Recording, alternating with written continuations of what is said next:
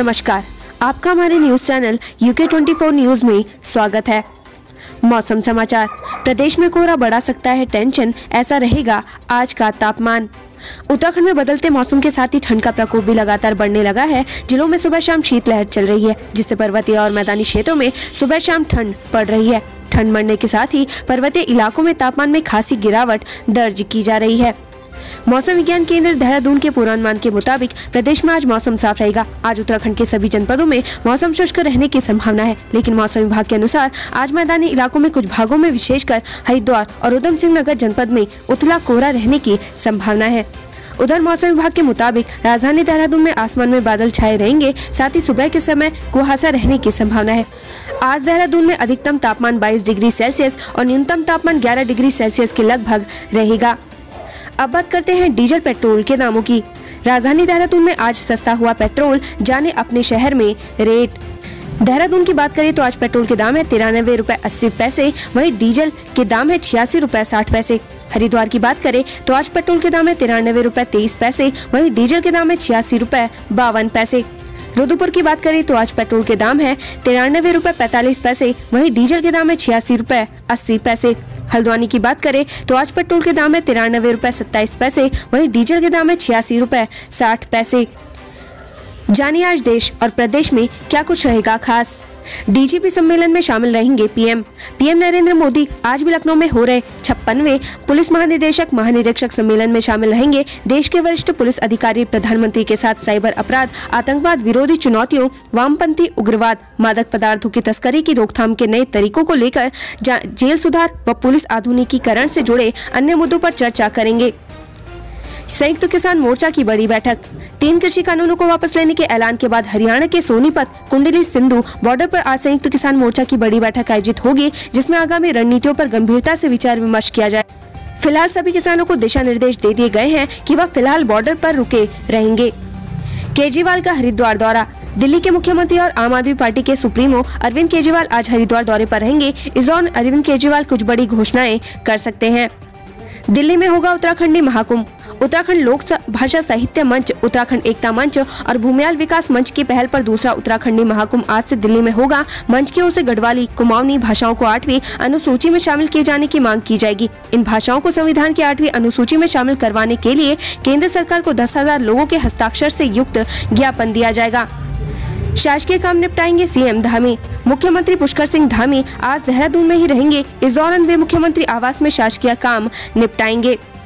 सेना में शामिल हो रहा INS विशाखापट्टनम। भारतीय सेना में आज से एक और युद्धपोत INS विशाखापट्टनम शामिल होने जा रहा है। INS विशाखापट्टनम ब्रह्मोस बराक जैसी मिसाइल से लैस है। यह देश का पहला स्टेल्थ डिस्ट्रॉयर है। स्टेल्थ का अर्थ है कि ये पोत रडार को चकमा देने में सक्षम है और यह आसानी से दुश्मन को नजर नहीं आएगा। रक्षा मंत्री राजनाथ सिंह मुंबई में औपचारिक रूप से INS विशाखापट्टनम को नेवी को सौंपेंगे।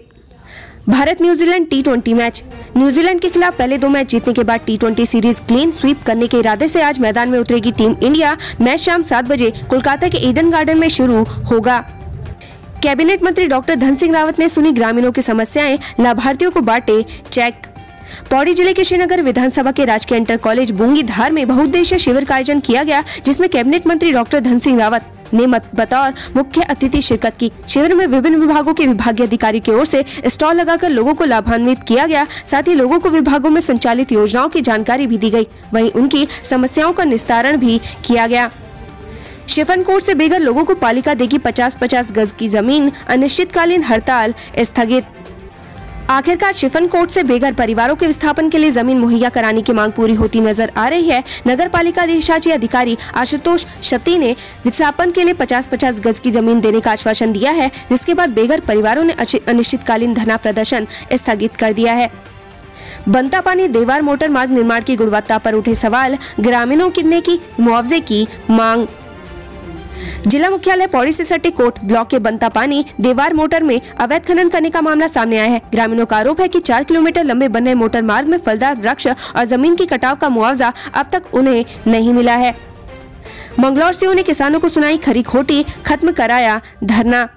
आज मंगलौर सीओ कार्यालय के बाहर किसान सेना के लोग दरी बिछाकर धरने पर बैठे थे, जिसे देखकर सीओ का पारा चढ़ गया। सीओ मंगलौर पंकज गैरोला ने तब धरने पर बैठे किसान नेताओं को जमकर खरी खोटी सुनाई। नतीजा ये रहा कि किसानों को अपना धरना समाप्त करना पड़ा।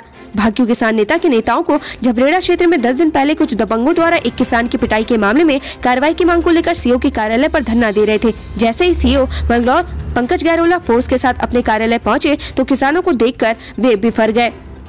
प्रदूषण की रोकथाम को लेकर जिलाधिकारी ने की बैठक, संबंधित विभागों को दिए दिशा निर्देश।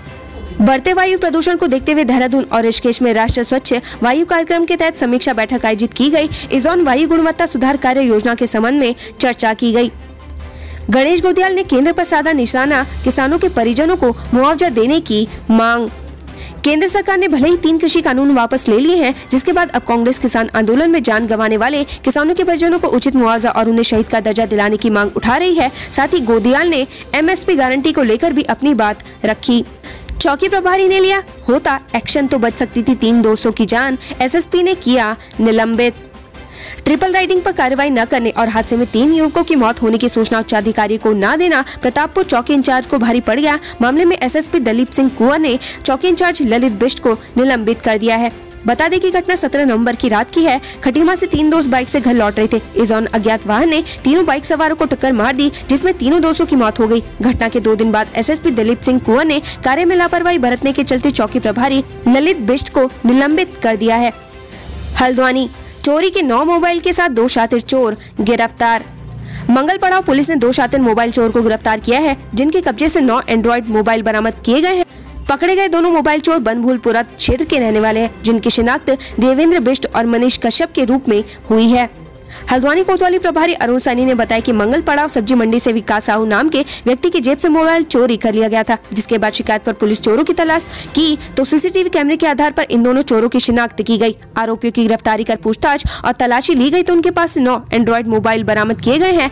आरोपियों ने बताया कि सभी चोरी किए गए मोबाइल हल्द्वानी शहर के विभिन्न स्थानों से चोरी किए हुए हैं। वहीं पुलिस ने पकड़े गए दोनों आरोपियों के खिलाफ धारा 379 और 411 के तहत मुकदमा दर्ज कर जेल भेज दिया है। बरामद किए गए मोबाइल किन लोगों के हैं, IMEI नंबर के आधार पर मोबाइल स्वामी की तलाश की जा रही है।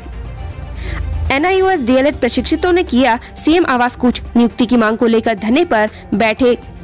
नियुक्ति की मांग को लेकर राष्ट्रीय मुक्त विद्यालय शिक्षा संस्थान DLED प्रशिक्षित बेरोजगारों ने सीएम आवास कूच किया, लेकिन पुलिस ने प्रदर्शनकारियों को हाथी बड़कला में बैरिकेडिंग लगाकर रोक दिया।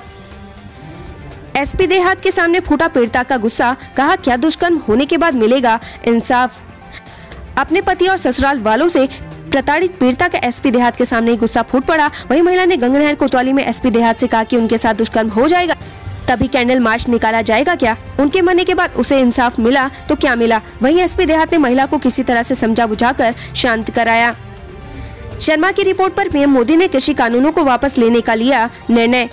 पूर्व IAS व भाजपा MLC अरविंद कुमार शर्मा ने प्रधानमंत्री नरेंद्र मोदी से कर उन्हें एक रिपोर्ट सौंपी थी। सूत्रों की माने तो उस रिपोर्ट में करीब 40 से अधिक जिलों की जमीनी हकीकत को बिना किसी हेरफेर के पेश किया गया था, जिसके बारे में जान प्रधानमंत्री भी परेशान हो गए थे। बताया जा रहा है कि इस पर गहन मंथन के बाद कृषि कानूनों को वापस लेने का निर्णय लिया गया। वैदिक मंत्रोच्चार के बीच बद्रीनाथ धाम के कपाट शीतकाल के लिए हुए बंद, 4 धाम यात्रा का भी हुआ समाप्त। विश्व प्रसिद्ध बद्रीनाथ धाम के कपाट शाम 6:45 पर वैदिक मंत्रोच्चार के साथ पूरे विधि विधान के साथ अगले 6 महीनों के लिए बंद कर दिए गए हैं। कपाट बंद होने की प्रक्रिया शाम 4 बजे शुरू हो गई थी। कपाट बंद होने के मौके पर 4366 श्रद्धालुओं ने बद्री विशाल के दर्शन किए। वहीं बद्रीनाथ धाम के कपाट बंद होने के साथ ही 4 धाम यात्रा का भी समापन हो गया है। सेना में शामिल शहीद की शेर, बेटे की शहादत के बाद बहू ने सेना में संभाली कमान, गर्व से फूला परिवार का सीना। शहीद नायक दीपक नैनवाल की पत्नी ज्योति नैनवाल आज चेन्नई स्थित ऑफिसर्स ट्रेनिंग अकादमी से पास आउट हो गई हैं। ज्योति के पास आउट होने के बाद उनके परिवार में खुशी का माहौल है। शहीद दीपक के परिजनों के लिए ये वाकई में गौरवान्वित करने वाला पल है। ज्योति की जिंदा दिली और उपलब्धि पर परिजन फूले नहीं समा रहे। हर कोई इस मौके पर शहीद दीपक को याद कर रहा है। ज्योति भी जीवन के इस खास मौके पर परिवार को याद करती दिखी। पासिंग आउट परेड के दौरान उनके दोनों बच्चे भी उनके साथ मौजूद रहे। प्रदेश में स्वच्छ सर्वेक्षण में मसूरी नगर पालिका को मिला पहला स्थान।